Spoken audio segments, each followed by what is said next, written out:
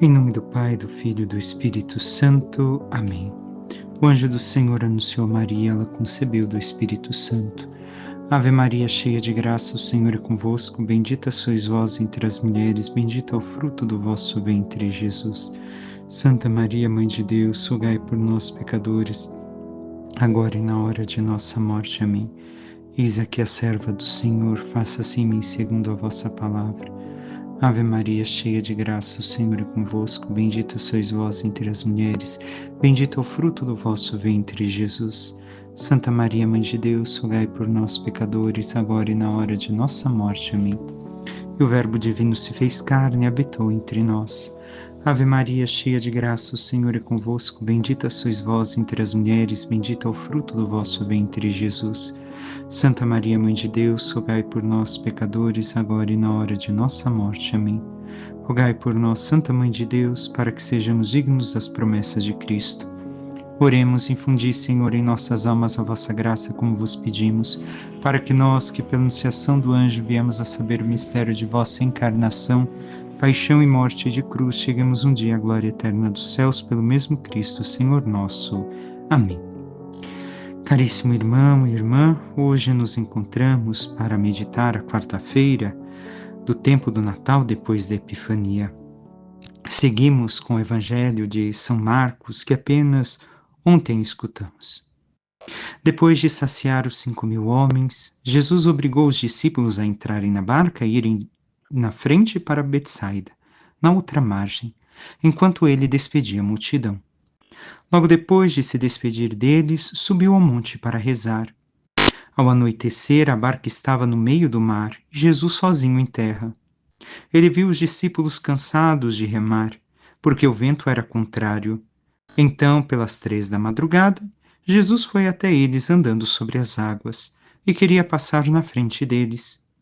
Quando os discípulos o viram andando sobre o mar, pensaram que era um fantasma e começaram a gritar. Com efeito, todos tinham visto e ficaram assustados. Mas Jesus logo falou: Coragem, sou eu, não tenhais medo. Então subiu com eles na barca e o vento cessou. Mas os discípulos ficaram ainda mais espantados, porque não tinham compreendido nada a respeito dos pães. O coração deles estava endurecido. Palavra da salvação, glória a vós, Senhor. O Senhor acabara de realizar a multiplicação dos pães. Seus discípulos, como podemos hoje observar, ainda não entenderam tudo aquilo que viram. Nós devemos de compreender que estas ações de Jesus manifestam seu ser, quem ele é, e seu poder.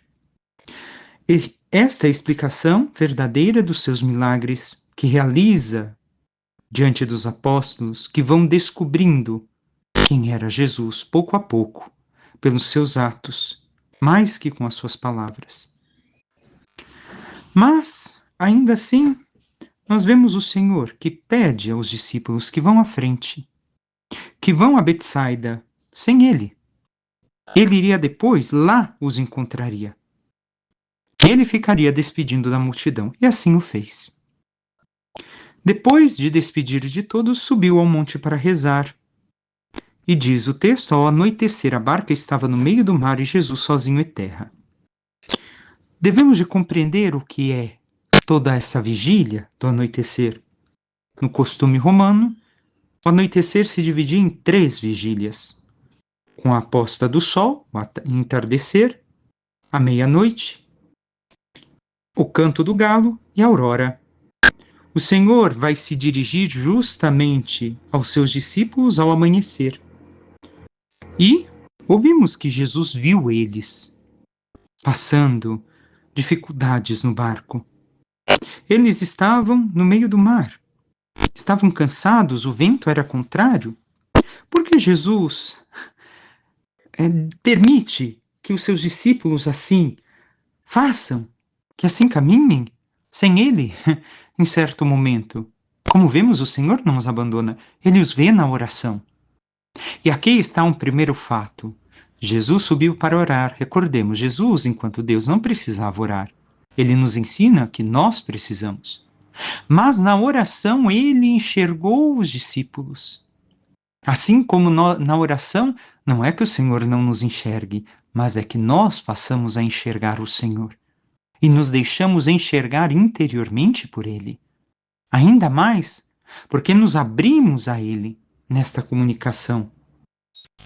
E o Senhor permitiu que os seus discípulos fossem à frente para passar por alguns sofrimentos e os assistiu em seguida, não os abandonou, os socorreu, não os deixou em perigo toda a noite, mas permitiu que tudo isso acontecesse para ensinar-lhes a terem paciência e que se acostumassem a receber imediatamente o socorro nas tribulações. E isso o Senhor também ensina a nós. Muitas vezes permite que atravessemos certas partes do caminho da vida, aparentando que estamos sozinhos, mas não estamos. É para que nos acostumemos a pedir o socorro no momento das tribulações e receber este mesmo socorro que vem dele. Ele permite que nós cresçamos na paciência espiritualmente falando, assim como devíamos de ser pacientes humanamente falando.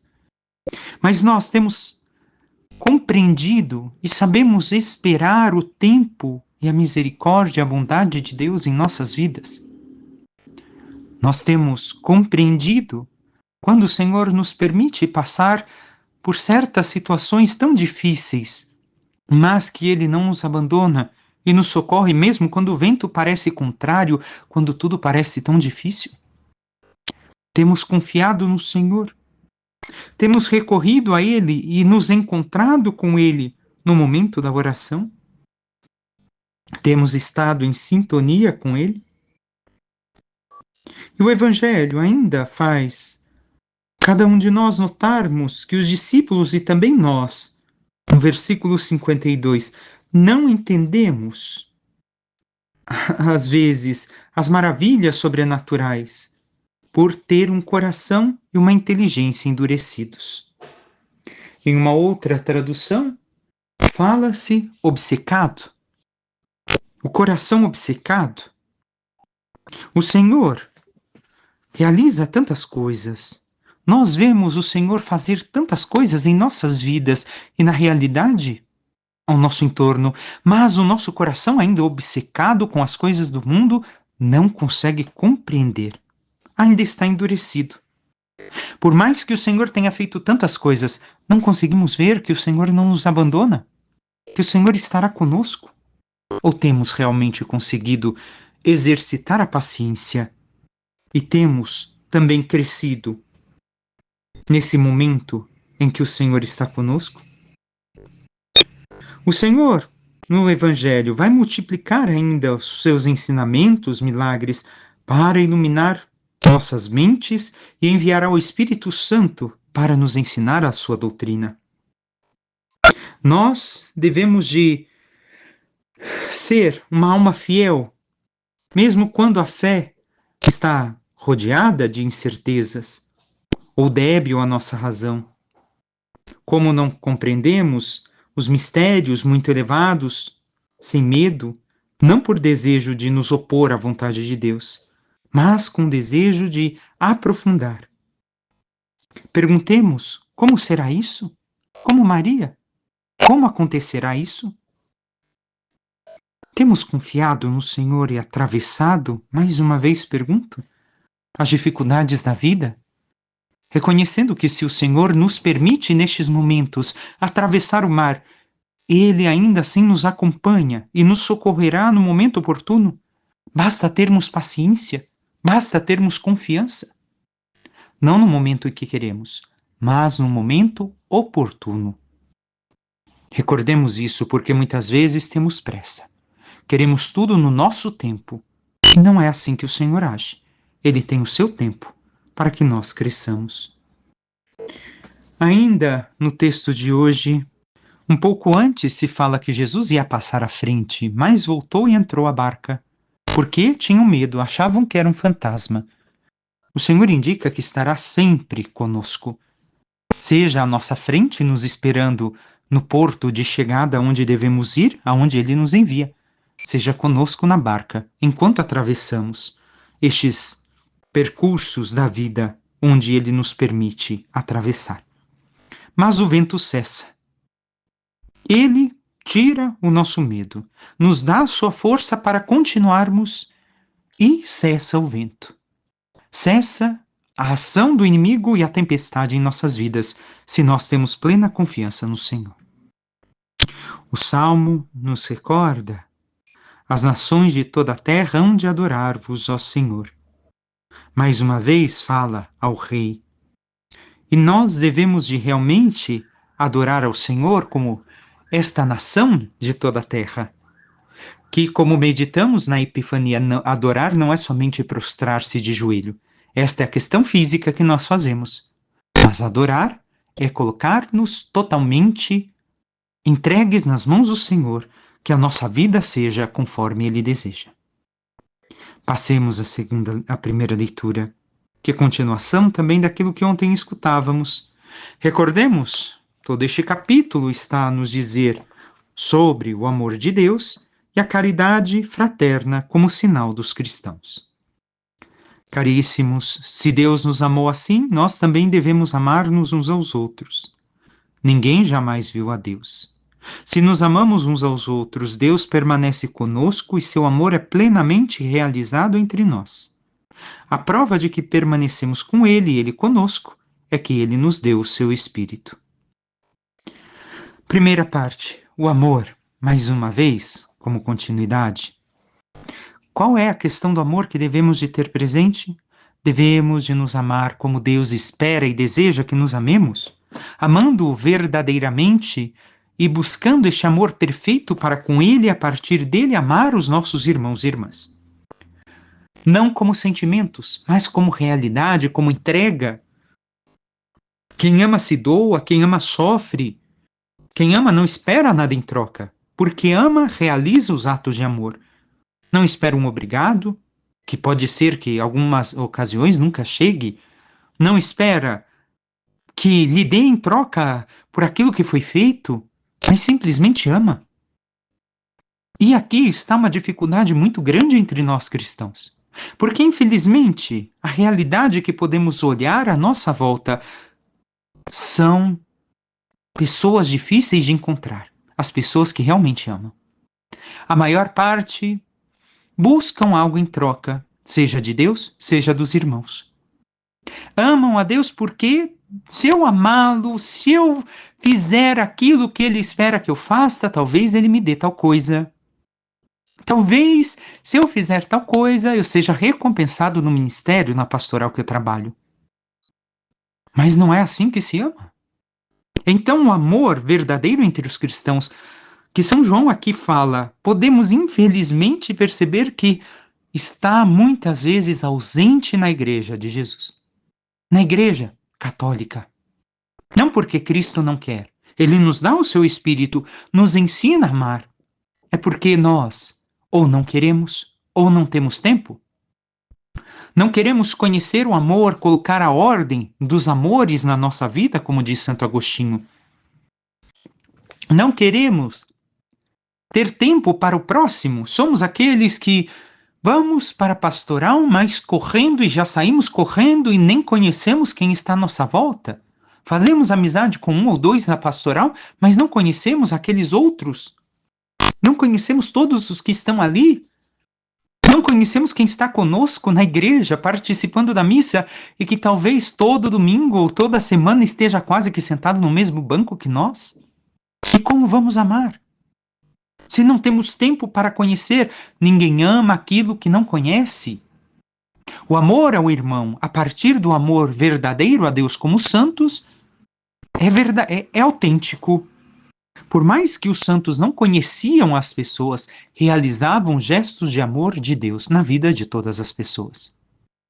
Mas também tinham à sua volta aqueles que conheciam. As pessoas difíceis, as pessoas fáceis de conviver, as pessoas no caminho de Deus e outras não tanto assim. Os santos nos mostram que o amor deve de acontecer como nos pede São João. Mas nós temos tirado tempo para amar, para estar com o outro, mesmo desconhecido, para escutar, para dar uma palavra, para ser presença até mesmo no momento de dor e sofrimento, quando não temos uma palavra a ser dita, porque não sabemos o como consolar? E segue o texto. A prova de que permanecemos com Ele conosco é que Ele nos deu o seu Espírito, o Espírito Santo, o Espírito de Cristo, para amarmos como Cristo. O Espírito nos ensina a amar como Cristo. E nós vimos e damos testemunho que o Pai enviou o seu Filho como Salvador do mundo. Todo aquele que proclama que Jesus é o Filho de Deus, Deus permanece com ele e ele com Deus. Não é somente proclamar com a boca, proclamar com a fé.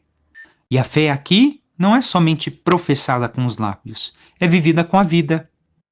É testemunho da vida que Jesus pede, um seguimento autêntico de Jesus em todas as áreas de nossa vida, transformando cada área, até mesmo as mais difíceis para nós.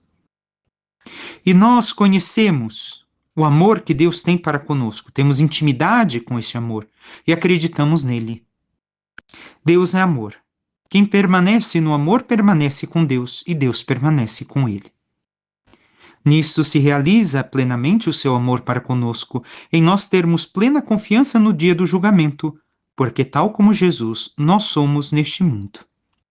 Porque somos como Jesus neste mundo. Creio, meu irmão e minha irmã, que estamos muito, talvez, distantes desta realidade, mas devemos de percorrer o caminho para chegarmos lá, para sermos tal como Jesus neste mundo, para termos esta plena confiança no dia do julgamento. O problema é que muitos se sentem assim, mas não vivem assim. Não são autênticos cristãos, são soberbos. Infelizmente, é a realidade que posso enxergar. Fazem as coisas na pastorais, realizam tantas coisas até em obras sociais, mas são pessoas soberbas. Sinto muito, no céu, como já meditamos algumas vezes, não tem nenhum orgulhoso.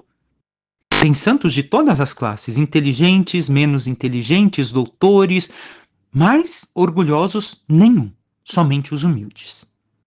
A humildade é necessária para seguirmos a Cristo. A obediência aos ensinamentos de Deus e aos 2000 anos de ensinamento da Igreja e da vida dos santos é necessária para sermos Cristo nesta terra e termos plena confiança no dia do julgamento. Só que cuidado, porque muitos católicos hoje se sentem confiantes que no dia da sua morte vão para o céu. Se esqueceram que existe purgatório e inferno. Recordemos, irmão e irmã, existem essas duas realidades também. E nós não podemos de ter tanta certeza que vamos para o céu, se até os santos tinham receio de terem falhado no amor e sabemos o quanto eles se dedicaram a amar e a viver aquilo que Jesus lhes pedia, a santidade plena, os caminhos de Deus. E nós seremos os salvos, somos melhores que os santos que nos precederam na glória de Deus? No amor não há temor, no amor não há medo.